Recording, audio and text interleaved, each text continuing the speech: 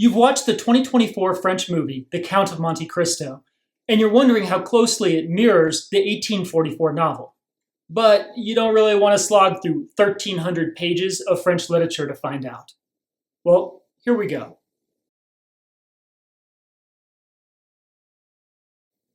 Spiritually, the movie remains very close to the novel. It is a story of the optimistic young sailor Edmond Dantes, his wrongful imprisonment, and the horrible revenge he wreaks against the three men who conspire to put him there. The greedy banker Danglars, the corrupt prosecutor de Villefort, and the treacherous soldier Fernand, who is in love with Dante's fiancée Mercedes. Thematically, the movie also mirrors the novel. It is about Edmond's journey, from optimistic young man to horrifying avenging angel to a more nuanced place, where he starts to doubt the validity of anyone who takes what should be the Lord's vengeance into his own hands. The first major change happens in literally the first second of the film. In the movie, Edmond gets Napoleon's letter from a beautiful spy who he rescues from drowning at sea. In the book, he's merely handed that letter by his ship captain. The captain's gotten sick at sea, says, "Edmond, as a last favor, will you please deliver this letter to someone in Paris?" But wait, you say, isn't de Villefort's whole reason for going along with this conspiracy to cover up for the spy who turns out to be his sister? Well, in the book, the letter turns out to be addressed to de Villefort's father. So either way, his motivation is to cover up for his own family.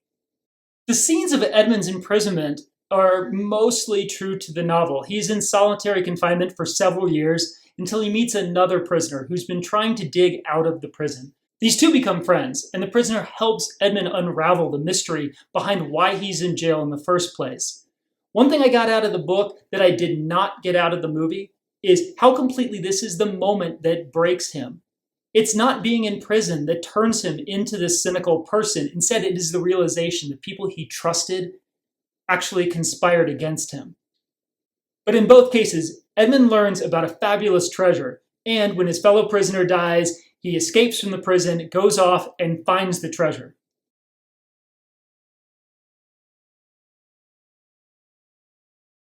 The next main change between the movie and the book is that in the movie, Edmond next appears in Paris. In the book, there's about 150 pages that take place in Rome, as Edmond conspires with a bandit named Luigi Vampa to ingratiate himself with a young French traveler named Franz and Franz's best friend, Albert. Albert is the son of Mercedes and Fernand. They have gone and gotten married, and Albert is their son. None of this is in the movie. So there's no Italy, there is no Luigi Vampa. I don't think the character of Franz shows up at all.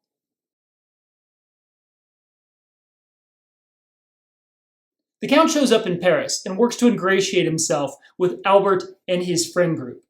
Now, in the book, that includes a young man named Maximilian Morel. Maximilian is in the movie, but you only see him for a very second. In the very beginning, he's a young boy at that point, sitting on his father's knee.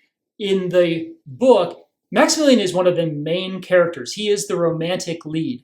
And his romance with de Villefort's daughter, Valentine, is the way that at the end of the book, the Count of Monte Cristo kind of redeems himself and finds some love in the world. Neither of those characters exists at all in the movie. So the excision of Maximilian and Valentine's love story had to be replaced by something. And in the movie, that's a different love story between Albert and a woman named Haydée. So let's talk about Haydée. In the movie, the Count refers to Haydée as his goddaughter. In the book, he calls her his slave. But she ends up falling in love with the Count, marrying him of her own free will. And at the end of the book, the Count and Haydée end up getting married and going off together. Besides that, her story is pretty similar. She has a vendetta against the soldier Fernand, who becomes the Count of Morcerf, because he betrayed her father. And it is her who reveals his treachery and ruins his reputation, after which, in the book, Fernand shoots himself. But wait, you say, if Fernand shoots himself in the book, who is in the climactic sword fight? Well, in the book, there isn't one. All three of the men meet subtly different fates. Fernand commits suicide, Danglars loses his fortune, but in a way that is much more complex than it is in the movie, but still kind of similar. And the prosecutor de Villefort ends up going insane. Wait, why does he go insane? This is the single biggest change between the movie and the book. It is a subplot involving de Villefort's wife.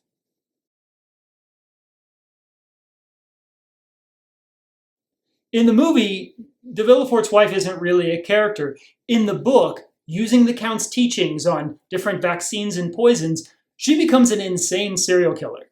She kills her in-laws, she kills her servant, she tries to kill her stepfather, Nortier, and her own stepdaughter, Valentine, and when that fails, she ends up killing herself and her own 5-year-old son.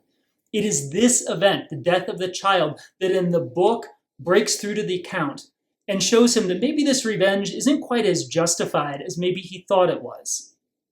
In the movie, the Count also has that moment, but happens with the death of Prince André. Speaking of Prince André,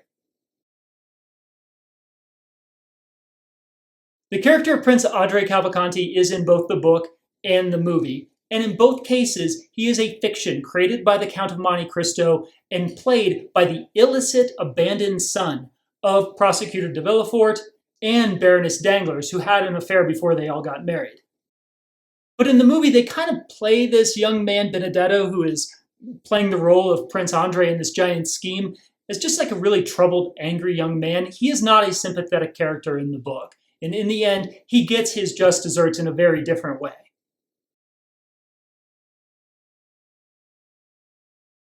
And last, the movie hints at the relationship between Danglars' daughter, Eugenie, and her singing teacher, Louise d'Amélie. In the book, this couple is a major plot point. And Eugenie's just like a much cooler character. She throws insults at her male suitors. She goes right after the Count when she meets him. She basically kidnaps Louise so the two of them can elope together. And she's actually involved in catching Benedetto when he finally goes on the run at the end of the book. And I was a little surprised that in a modern movie, that subplot would be one of the ones that they chose to minimize so much. I'm a little worried after shooting this video that people are going to think I didn't like the movie. I thought it was beautiful. For someone who reads the book, it's maybe a little underwhelming. You can't help but notice all the things they changed along the way. But the people I saw it with, who had not read the book, absolutely loved it. They thought it was exciting, the performances were great, and the film itself is absolutely beautiful. And if it gets you into the story of one of the greatest stories in the history of literature, it's worth watching.